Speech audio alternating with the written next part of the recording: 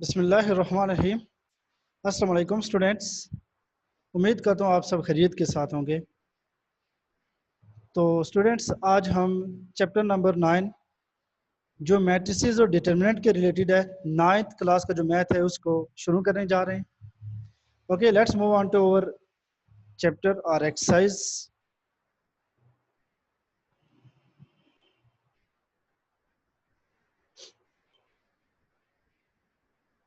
Matrices and determinant, unit number 1।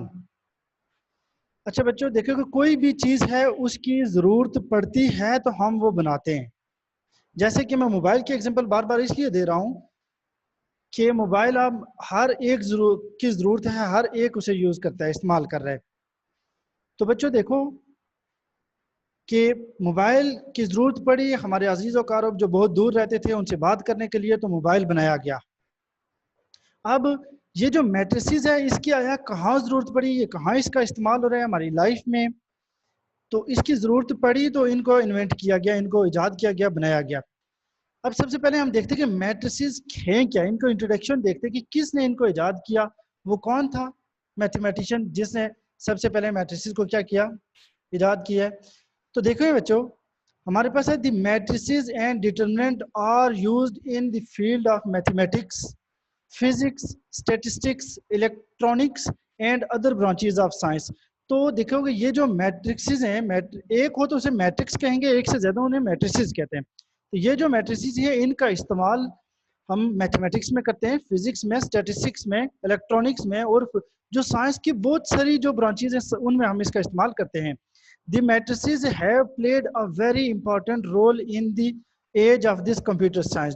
तो ये जो मैट्रिसेस हैं ये हमारे पास, तो देखिए कंप्यूटर साइंस में भी इनका बहुत यूज है हमारे पास। और इसी तरह कौन था जिसने इनको इन्वेंट किया? The idea of matrices was given by Arthur Cayley, an English mathematician of 19th century who first developed theory of matrices in 1858।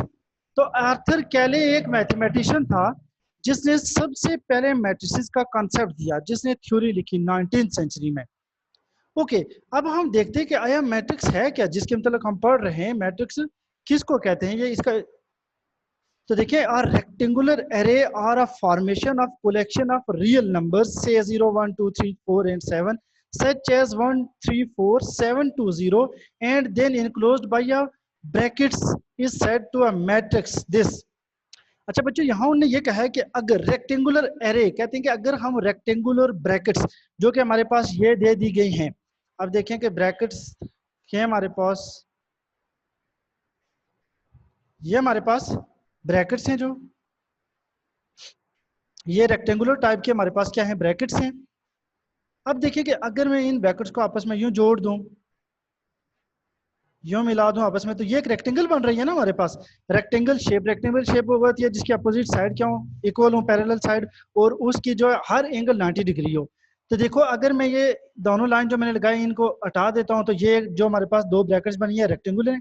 तो असल में मैट्रिक्स में कहते हैं कि इन रेक्टेंगुलर टाइप की ब्रैकेट के अंदर नंबर्स को लिखा जाए, कोई नंबर, रियल नंबर। अब रियल नंबर हमारी डेली लाइफ में जितने भी नंबर है वो रियल नंबर ही हैं। कॉम्प्लेक्स नंबर वो होते हैं जिनमें आयोटा आ जाए, तो आयोटा वाले जो नंबर्स हैं उनका हमारी डेली लाइफ में कोई इस्तेमाल नहीं है।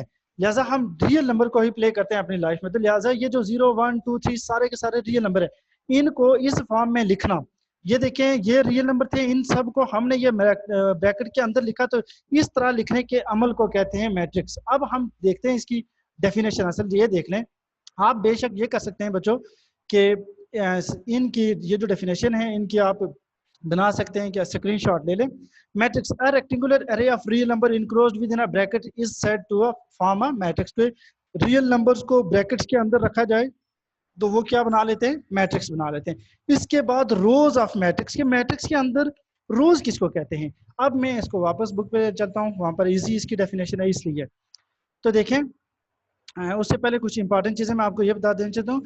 दी matrices are denoted by conventionally by the capital letters A B C M N of etc of English alphabets. तो मैट्रिक्स को शो करते हैं इंग्लिश के जो बड़े जो कैपिटल अल्फाज होते हैं उनसे लेटर होते हैं उनसे, मतलब कैपिटल ए बी, ये नीचे एक मैट्रिक्स लिखा हुआ है, इसको किससे शो कर रहे हैं? ए से। तो मैट्रिक्स को शो करने के लिए कैपिटल लेटर लिखेंगे, और मैट्रिक्स के अंदर कभी हमें लिखने पड़ जाए एबीसी अल्फाबेट्स तो वो स्मॉल एलिमेंट लिखते हैं। और ये जो मैट्रिक्स के नंबर्स होते हैं ना, ये जो अंदर 1 2 3 लिखा हुआ हमने, इनके जो कहते हैं, इनको एंट्रीज भी कहते हैं और एलिमेंट्स भी कहते हैं। तो मैट्रिक्स के अंदर जो लिखे जाते हैं नंबर, उनको कहते हैं एंट्रीज और एलिमेंट्स। मैट्रिक्स को किससे शो करते हैं? कैपिटल अल्फाबेट से। मैट्रिक्स के अंदर इस ये जो हमारे पास रेक्टेंगुलर या स्क्वायर ब्रैकेट से, इसके अंदर अगर एबीसी लिखनी पड़े तो वो स्मॉल लिखेंगे। अब देखिए रो एंड कॉलम। अब रो क्या है? हम कॉपी के ऊपर लिखते हैं तो हॉरिजॉन्टल लिख रहे होते हैं, सीधा लिख रहे होते हैं, तो वो एक लाइन होती है, उसको हम कहते हैं रो। यहाँ पर भी देखिए 1 2 3 कहते हैं R1, मतलब एक रो है, बिल्कुल हॉरिजॉन्टल आगे की तरफ जा रहा है ना, जिसे हम क्या कहते हैं? आमूदी, उर्दू में कहते हैं आमूदी। और देखो रो 1 रो 2 रो 3, तो इस मैट्रिक्स में हम देख रहे हैं हमारे पास कितनी रोज है? 3। आगे लिखा भी है इन मैट्रिक्स से the entries presented in horizontal way are called row. तो जो हॉरिजॉन्टल वे में लिखी जाए एंट्रीज उन्हें कहते हैं रो। और इसी तरह देखें कॉलम्स, ये देखें बी से शो किया है, मीन कैपिटल लेटर से शो करेंगे, ये एक मैट्रिक्स है। तो अब वर्टिकल ऊपर से नीचे की तरफ देखा जाए, अफकू अमूदी ऊपर से नीचे की तरफ, तो ये हमारे पास क्या बन जाता है?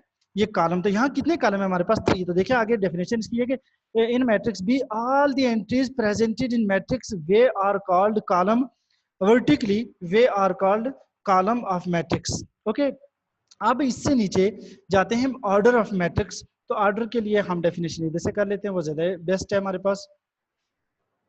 ये देखें ऑर्डर ऑफ मैट्रिक्स कहते हैं the number of rose and column in a matrix specify it's order. किसी भी मैट्रिक्स के अंदर जितनी रोज जितने कॉलम होंगे वो उसका ऑर्डर कहलाते हैं। बस सिंपल बात। If M has M, M का मतलब मैट्रिक्स कह रहे हैं कि यहाँ एक मैट्रिक्स है, ये एम है, उस हैज एम रोज, तो रो को हम किससे शो करते हैं? स्मॉल एम से। कॉलम को किससे शो करते हैं? And n column small n से। Then m is said to be of order m by n। तो इसके ऑर्डर को हम कैसे लिखते हैं? m by n। आपसे कोई फॉर्मूला पूछ सकता है कि ऑर्डर का फॉर्मूला क्या होता है, तो सिंपल आप बता सकते हैं कि ऑर्डर का फॉर्मूला होता है m by n। m show कर रहा है रोज को और n शो कर रहा है कॉलम को। तो आइए यहाँ पर देखते हैं, हमारे पास ऑर्डर को समझते हैं। ये एक मैट्रिक्स है, मैट्रिक्स में हम देख रहे हैं हमारे पास कितनी रोज हैं? 1 ऑफ कोर्स 2 एंड 3 रोज हैं। तो देखिए द ऑर्डर ऑफ m की जगह हमने लिख दिया 3। कॉलम हम चेक करते हैं जरा इसका। 1 कॉलम, 2 कॉलम, वर्टिकली कॉलम होते हैं, एंड आल्सो 3 कॉलम। तो कितने कॉलम हुए? 3 कॉलम। तो इसका ऑर्डर क्या हुआ? 3/3। अब सिंपल ऑर्डर की डेफिनेशन क्या हुई? The number of rose and number of column of a matrix is called its order. बस सिंपल। इसके बाद है इक्वल मैट्रिक्स। कि मैट्रिक्स इक्वल कब होते हैं? दो मैट्रिक्स हो, आप उनको इक्वल कब कहेंगे? Let A and B two matrices. देखो ए बी का मतलब कोई दो मैट्रिक्स हुए, मैंने जैसे बताया कि कैपिटल अल्फाबेट लिखे जाए तो आप समझ लेंगे कि कोई दो मैट्रिक्स की बात हो रही है हमारे पास। Then A is said to be equal to B and denoted by A is equal to B. तो फिर ए को कहेंगे कि बी के इक्वल है और इसको लिखेंगे ऐसे, A is equal to B if and only if, अगरचे ऐसा हो। कैसा हो? ये दो कंडीशन फुलफिल करे। कौन सी दो condition? Number 1, order of A is equal to order of B, दोनों का ऑर्डर सेम हो। अब मैंने बताया ऑर्डर क्या है? ऑर्डर है number of rose number of column, मतलब दोनों की number of rose number of column. देखें ये एक मैट्रिक्स है, इसमें हम देख रहे हैं एक रो है, दूसरी रो है, 2 रोज है। कॉलम देखते हैं 1 2, 2 ही कॉलम है। यहां पर भी देखते हैं 1 रो एंड अदर रो, 2 रोज हैं, 1 कॉलम 2 कॉलम। तो देखिए हमने देखा कि 2 रोज और 2 कॉलम है, तो दोनों का ऑर्डर सेम है, दोनों का ऑर्डर सेम है। पहली जो कंडीशन थी वो फुलफिल हो गई है हमारे पास। अब नंबर 2 कंडीशन देखते हैं, वो कौन सी है? कि their corresponding entries are equal, और उनकी जो अपोजिट एंट्रीज हैं वो भी इक्वल होनी चाहिए। देखो पहला मैट्रिक्स है, उसकी पहली एंट्री क्या है? ए। मैंने कहा था कि जो अंदर ये जो लेटर लिखे जाते हैं, डिजिट लिखे जाते हैं, इनको एंट्रीज कहते हैं। तो पहला है हमारे पास 1, तो देखो बी मैट्रिक्स का भी क्या है? 1, बिल्कुल बराबर है। इस पहले मैट्रिक्स का क्या है? 3, तो दूसरे मैट्रिक्स का 2 + 1 कितना होता है? 3, बिल्कुल बराबर हो गया जी। इधर क्या है? -4, इधर भी क्या है? -4। देखो यहाँ पर 2 है, तो यहाँ पर 4 - 2 कितना होता है? 2। तो देखें इस मैट्रिक्स, इन दो ए और बी मैट्रिक्स में ऑर्डर भी सेम है, number of rose number of column मतलब सेम है, और एंट्रीज भी करस्पॉन्डिंग सेम है। तो हम इस मैट्रिक्स को क्या नाम देंगे? इस मैट्रिक्स का नाम होगा क्या हमारे पास? इनका ऑर्डर सेम है तो इनको हम कह सकते हैं इक्वल मैट्रिक्स। इनको हम क्या नाम देंगे? Equal matrix. तो बच्चों आपने ये तैयार करना है। मैट्रिक्स किसे कहते हैं? आर्थर कैले था मैथमेटिशियन, जिसने मैट्रिक्स की थ्योरी दी, ऑब्जेक्टिव के लिए जरूरी है। फिर मैट्रिक्स की रो किसे कहते हैं, कॉलम किसे कहते हैं, ऑर्डर ऑफ मैट्रिक्स से आता है इक्वल मैट्रिक्स। ये आप तैयार करेंगे तो फिर हम एक्सरसाइज सॉल्व करेंगे, वो बिल्कुल ईजी हो जाएगी। फर्स्ट एक्सरसाइज इंतहाई ईजी है, जस्ट उसमें ऑर्डर ही बताना है हमने। ठीक है, तो thanks for watching, Allah Hafiz, good luck.